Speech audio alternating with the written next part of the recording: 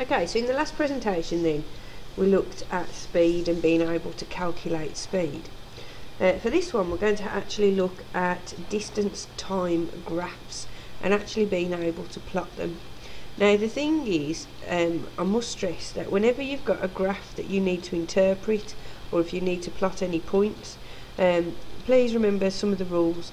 First of all, the axes, please read the axis carefully, because sometimes I'll say distance speed, sometimes I'll say distance time, and you want to make sure you're reading exactly what's going on that graph.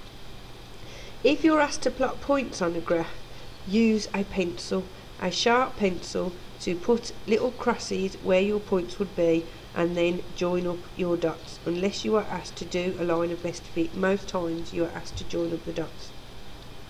So if you actually look at the graph then, the slope itself represents the speed of the object.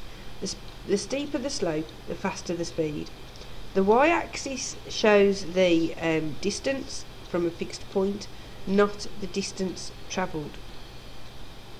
So calculating the gradient gives the speed, okay, and that's something you should be able to do. Okay, so speed time graphs then. Plots an object's speed at different times. The slope represents the acceleration of an object. And while we're on the subject, let's just discuss the difference between speed and velocity. Speed is how fast something is going in any direction, whereas velocity is how fast something is going in one direction. So please make sure you can explain the difference between the two.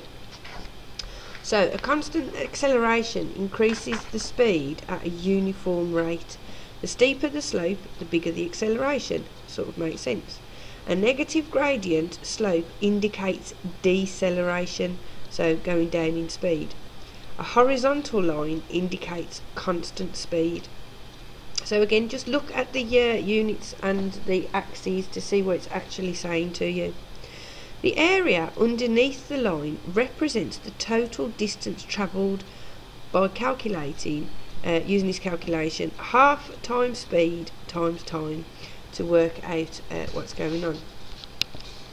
So let's just have a look then at acceleration. If you were asked to work out the acceleration, and again you will find this equation in the front of your exam paper, but you may need to rearrange it, so again put it into a triangle.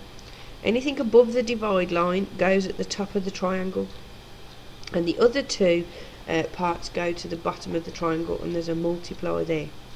So change in speed per second. So when you're accelerating, the units for acceleration are meters per second squared, because it means you are increasing your speed every second and then every second.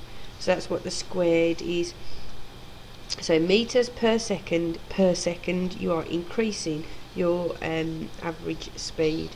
Okay, so graphs and calculations, that's basically what this is all about.